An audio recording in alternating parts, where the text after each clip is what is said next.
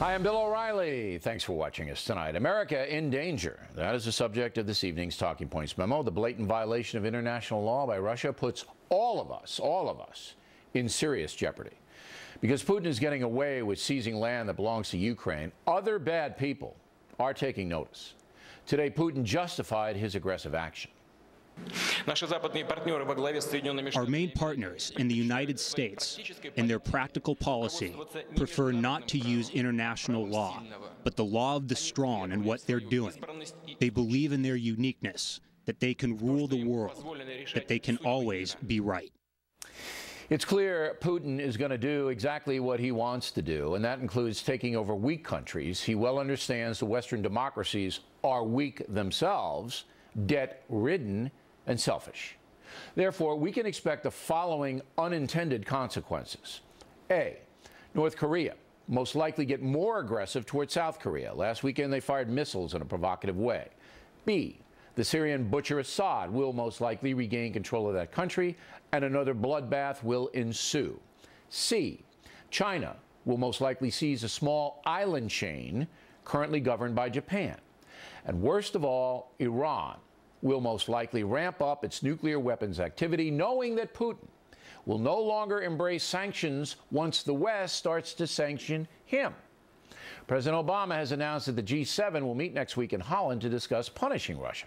If the G7 does impose harsh sanctions, Putin will then align himself with Iran, knocking out the nuke weapons negotiations. So you can see what a big mess this is. And you can also see that President Obama has little power to do much about it. In the short term, Putin is willing to take some economic pain to conquer territory, and believe me, this thug is not going to stop. He's going to cause as much trouble as he can because that diverts attention away from the bad Russian economy. By using military power, Putin becomes a big hero, rather than being seen as the incompetent administrator he is. The truth is that President Obama tried a soft power policy, and it has failed dismally. We're living in a very dangerous world where killers rule, intimidate, and inflict massive damage on innocent people. The North Koreans, Chinese, Iranians, and Syrians will kill anybody without remorse. So while many Americans are obsessed with a missing jetliner in South Asia, they are totally missing the danger that confronts this country. Back in 1979, Iranians took 52 American hostages and held them for about a year and a half.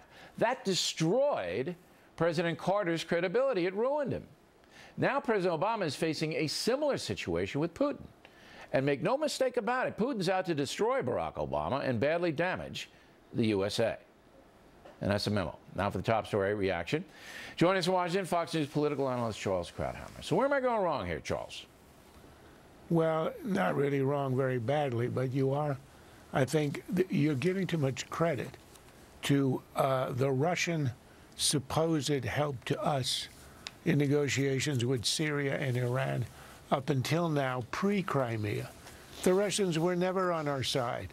The Russians have blocked real sanctions against Iran all the way through, and the Russians have been completely behind Syria's government, which has been killing its people in the tens of thousands. The real area where the Crimea invasion and annexation is going to have an effect is in what was until now relatively quiet Eastern Europe, NATO, the frontier of Russia.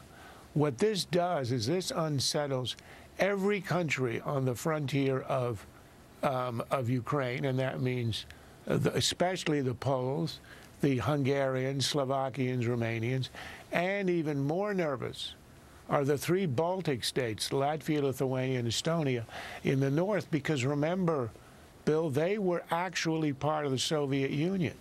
And they're about 40% of Estonia are Russian speakers. Russia looks at Estonia the way it looks at Ukraine. That's why we have the vice president now, although that's not going to do any good. But that's the best Obama could do. That's why the vice president is now in Poland on his way to Latvia, because he's got to calm these people down.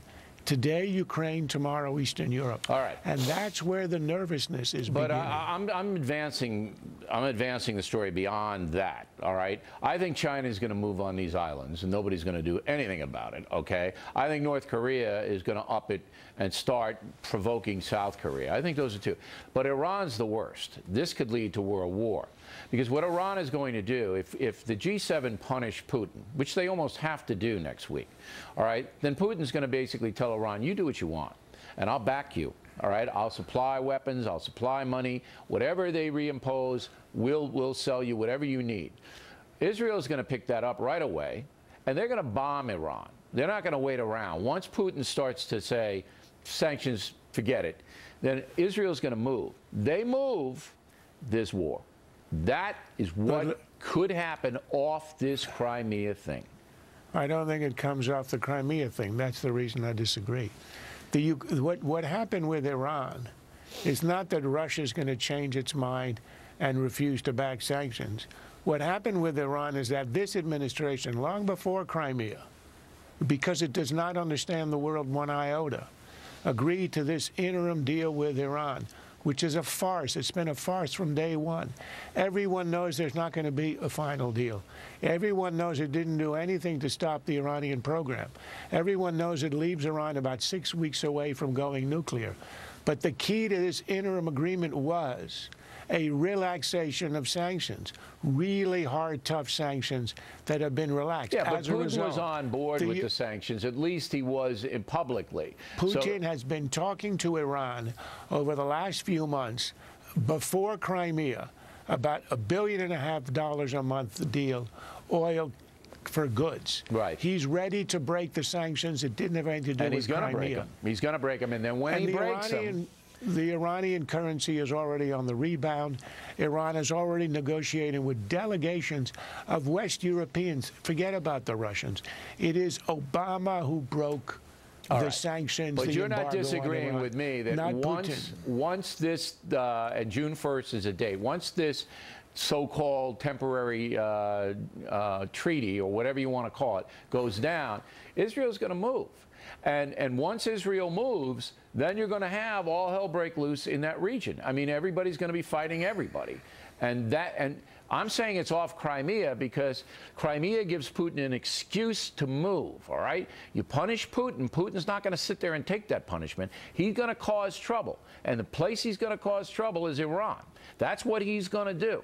And he sees weakness across the Western world. He doesn't see anybody capable of standing up to him. And he's going to ride roughshod. You mark my words, Charles. I'll give you the last word on it. Look, I think what's happening now is the entire world, Iran, China, North Korea, the Russians, everybody understands that this administration is living in a fantasy world. They think it's the 21st century. And as John Kerry said, these things like the invasion of Crimea do not happen in the 21st century.